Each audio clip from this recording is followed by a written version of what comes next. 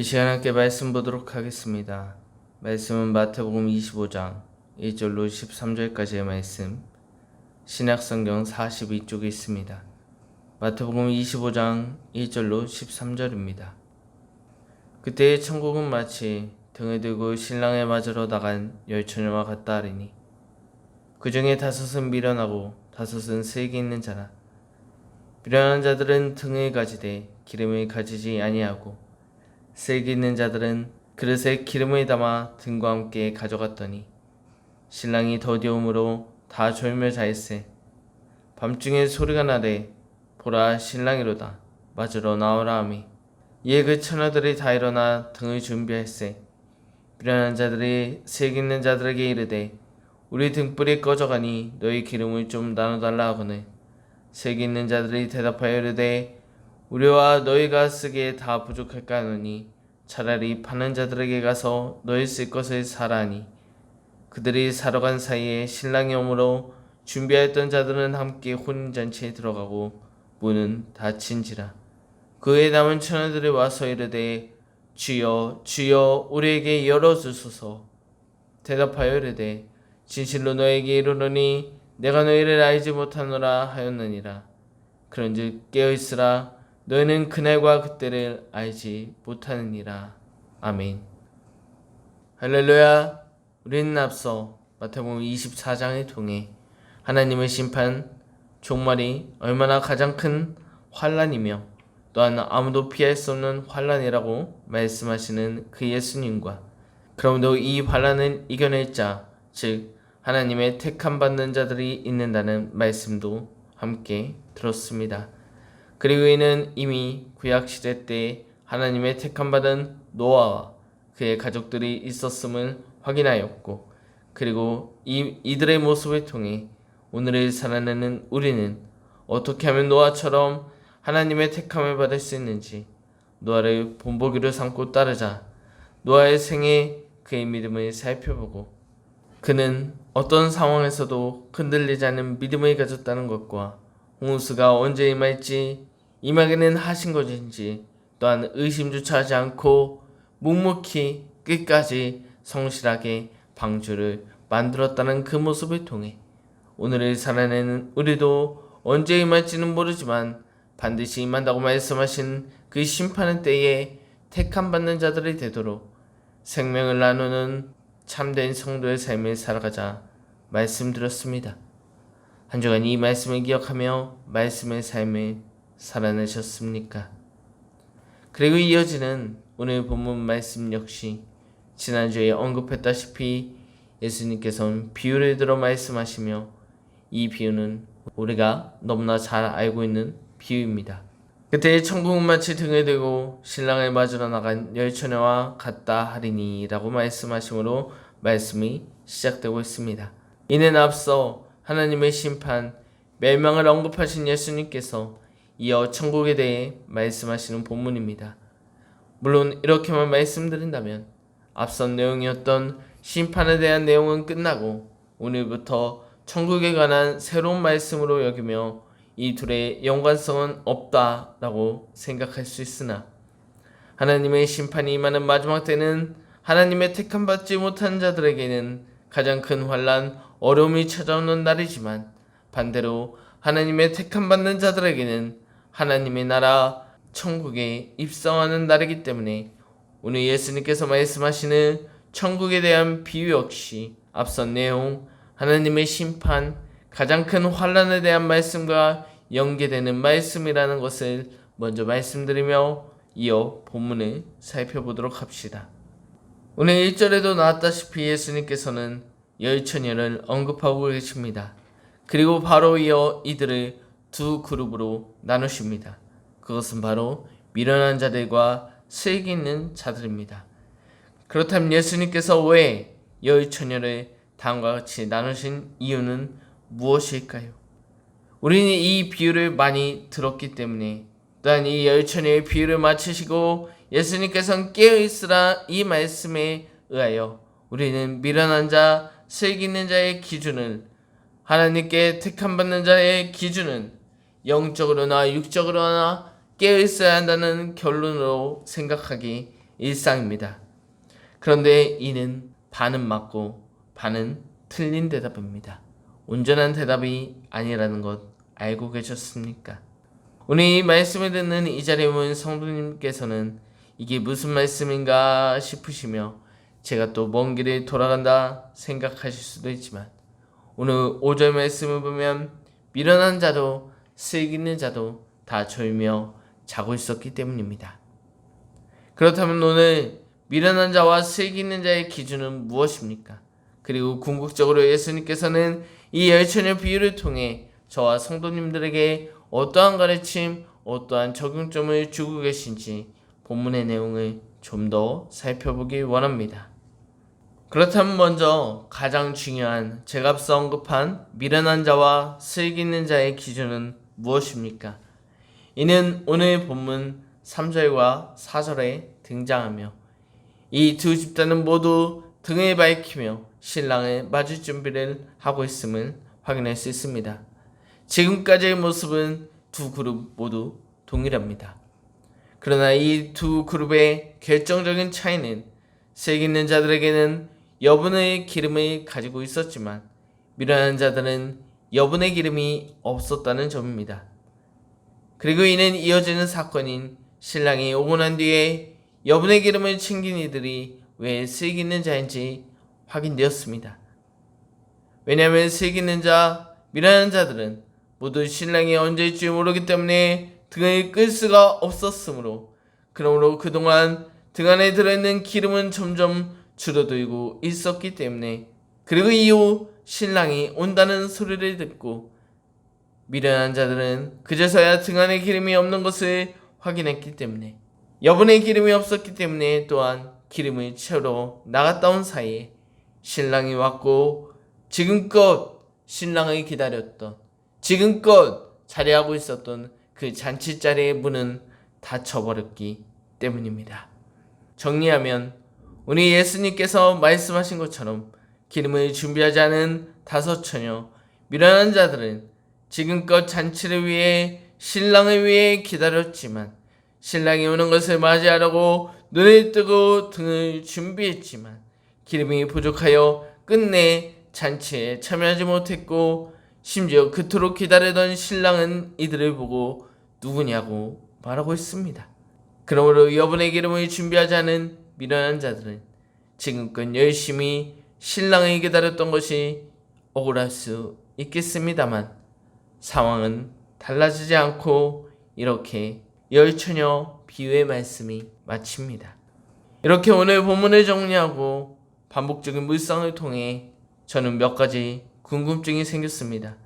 그리고 이 궁금증을 통해 오늘 본문이 오늘을 살아내는 저와 성도님들에게 어떠한 적용점이 있을지 나누는 시간이 되었으면 좋겠습니다. 먼저 오늘 본문을 보고 성도님들은 무엇을 느끼셨습니까? 저는 먼저 오늘 본문에 등장하는 여분의 기름, 이 의미에 대해 궁금하기 시작했습니다. 물론 우리는 결론을 알고 있기에 이에 대한 답을 빨리 찾을 수 있겠지만 예수님께서는 이 일, 신랑이 늦게 오고 난 뒤에 벌어진 이 일이 일어나기 전부터 여분의 기름을 가진 자들을 슬기로운 자라 칭하고 계십니다. 다시 말해 예수님께서는 신랑을 맞이하였기 때문에 그들을 슬기로운 자라 칭하신 것이 아니라 이미 여분의 기름을 챙겼을 때부터 그들을 슬기 있는 자라고 말씀하십니다. 그렇다면 예수님께서 말씀하시는 이 여분의 기름의 의미는 무슨 의미가 있는 것일까요? 이는 지난주 우리가 살펴본 말씀과 오늘 본문 12절에서 답을 찾을 수 있습니다. 그리고 이 답은 이미 수도 없이 말한 하나님의 심판, 가장 큰 환난의 날은 우리가 알 수 없다는 것입니다. 이를 오늘 본문과 연계해 본다면 오늘 슬기 있는 자들은 신랑이 언제 올지 모르니 언제 오더라도 그를 맞이할 수 있게끔 여분의 기름을 준비하였다는 것이며 이에 반해 미련한 자들은 신랑이 올 시간을 자신들이 예단한 것인지 또는 이 정도 기름이면 충분하지 않을까 생각한 것인지 여분의 기름을 준비하지 않았습니다. 이는 마치 지난주에 살펴본 말씀처럼 자신들이 심판의 날을 예단하고 있다는 것과 비슷한 의미일 것입니다. 그러므로 오늘 열처녀 비유를 통해 오늘 이 자리에 모인 저와 성도님들은 심판의 날이 언제 임할지 모르니 여분의 기름을 준비하는 슬기 있는 5 처녀가 되어야 할 것입니다. 그렇다면 여기서 파생되는 또 다른 질문은 오늘을 살아가는 저와 여러분들이 준비해야 할 여분의 기름, 등이 꺼지지 않기 위해 우리는 어떠한 삶을 살아가야 하는가라는 묵상이었습니다. 그리고 저는 이내 등의 역할을 떠올리게 되었으며 앞서 예수님께서 말씀하셨던 본문의 내용도 생각나게 되었습니다. 그렇다면 오늘 먼저 왜 여의처녀는 등을 들고 있었습니까?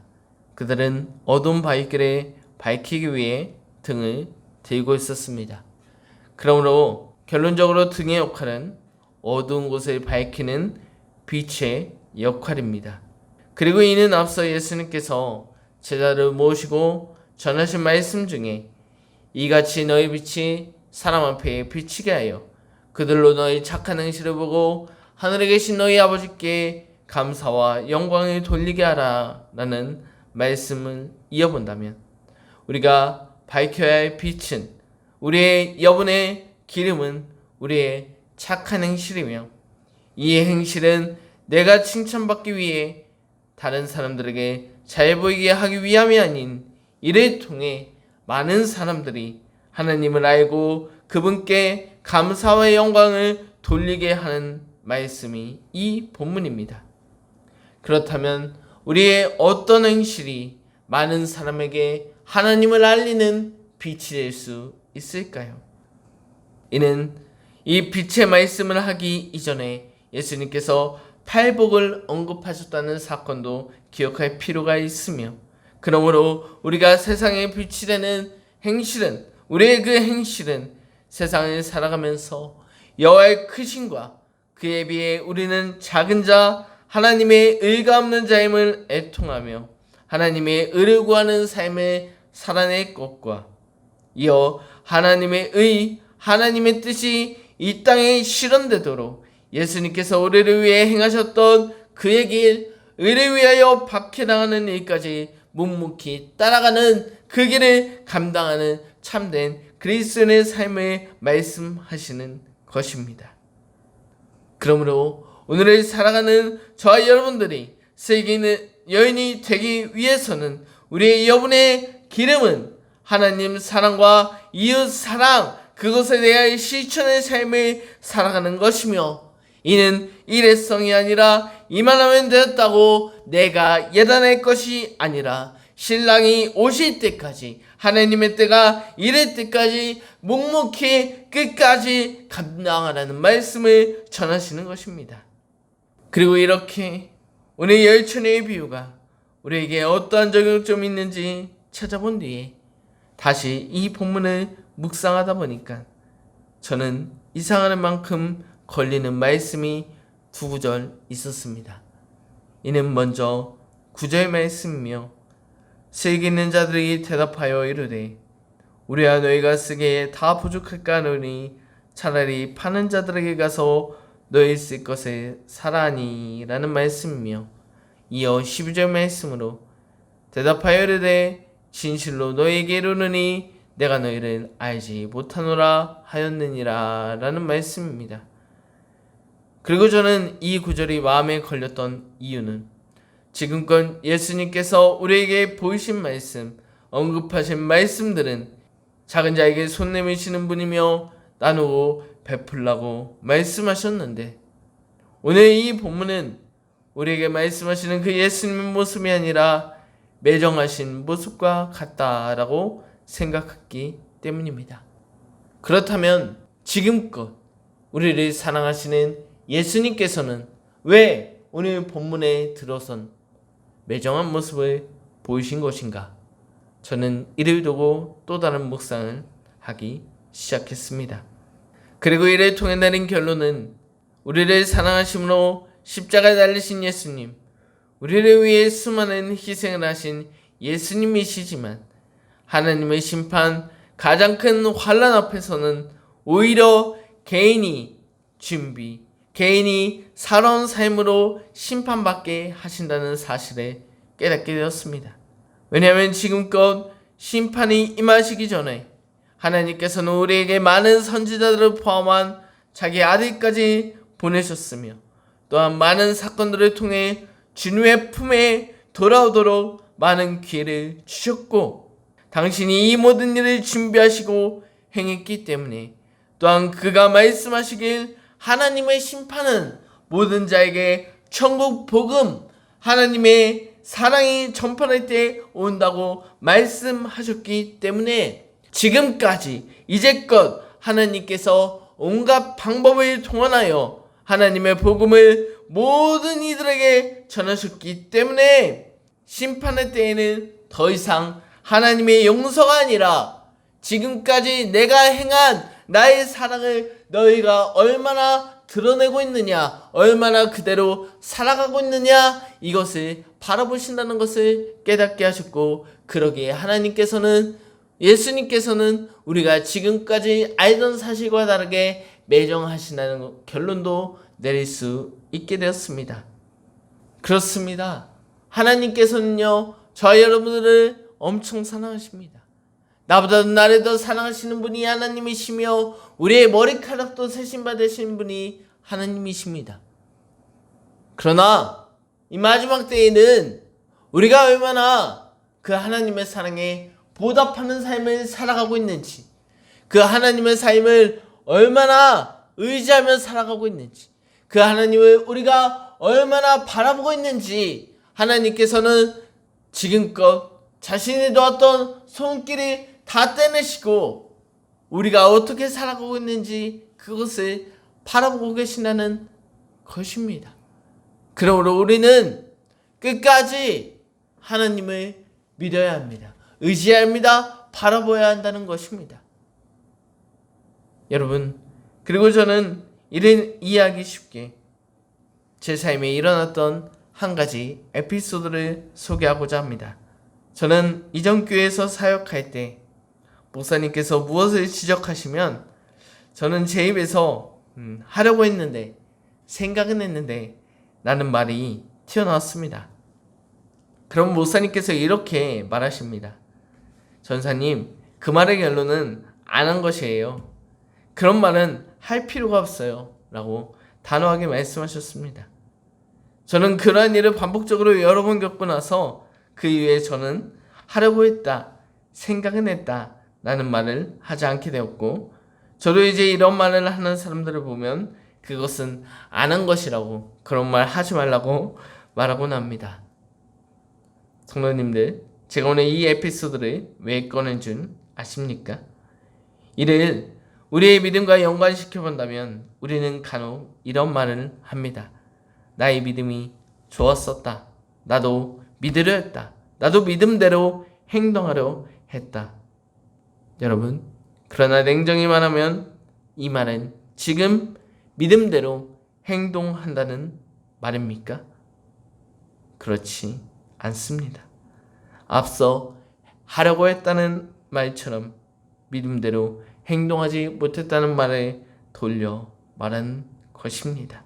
우리 예수님께서는 하려고 했다 말하는 자들에게 미련한 자들이라 말씀하시며, 지금껏 신랑의 오기만을 기다렸지만 아주 잠시 자리를 비웠던 5처녀에게 이르신 이 말씀처럼 결론적으로 그들은 모른다고 이야기하십니다.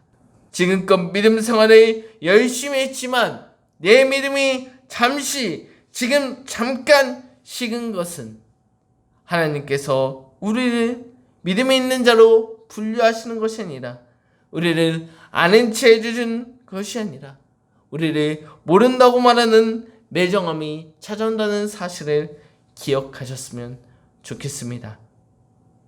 정리하면 오늘 세계 있는 자들의 매정함, 신랑의 매정함은 심판의 때에 택함을 받은 자와 택함을 받지 못하는 자를 가르는 방법으로 아무리 믿음이 있었다는들 한순간이라도 믿음을 저버린다면 택함받지 못하고 하나님께서 우리를 모른다 말씀하신 사실을 깨닫고 이에 실망하며 하나님을 원망하는 자가 아니라 그 문제가 나에게 있음을 깨닫고 끝까지 하나님의 명령을 지키는 하나님의 자녀된 삶, 예수 그리스도께서 우리에게 보여주시고 맡기신 제자의 삶을 살아내는 저와 성도님들 되시길 주님의 이름으로 기도드립니다.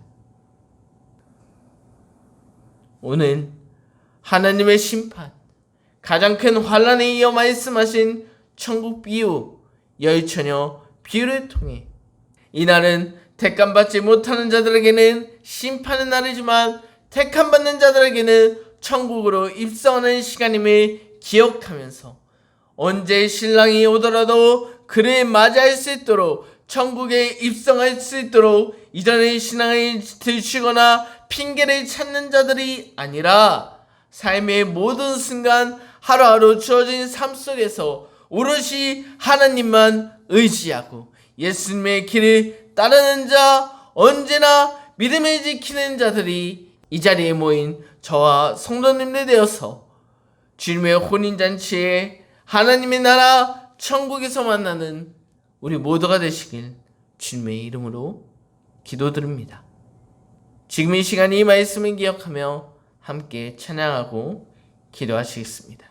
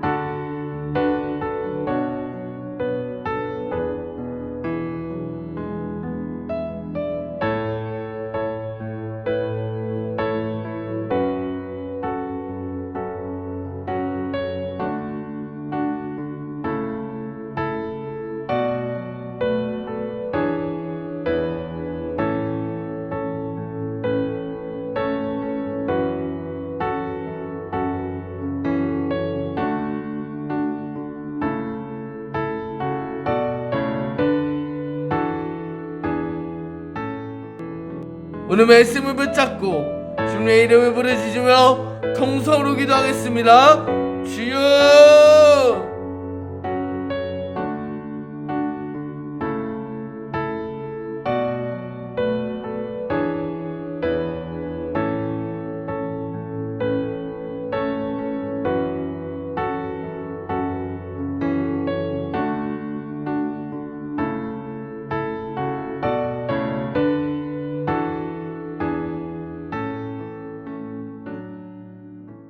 말씀을 생각하며 기도드립니다. 사랑의 하나님, 오늘 열처녀 비유를 통해 우리에게 올바른 신앙, 하나님을 바라시는 신앙이 무엇인지 가르쳐 주시니 감사합니다. 이제부터 우리의 등이 꺼지지 않도록 하나님을 더욱더 의지하고 말씀에 귀 기울이며 예수님께서 말씀하신 또한 보여주신 삶에 따라 살아내겠습니다.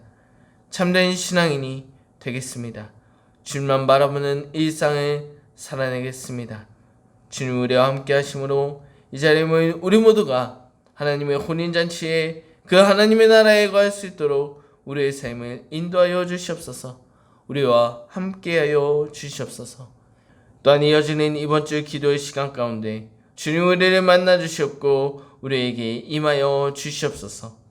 이 모든 말씀 예수님의 이름으로 기도드립니다. 아멘.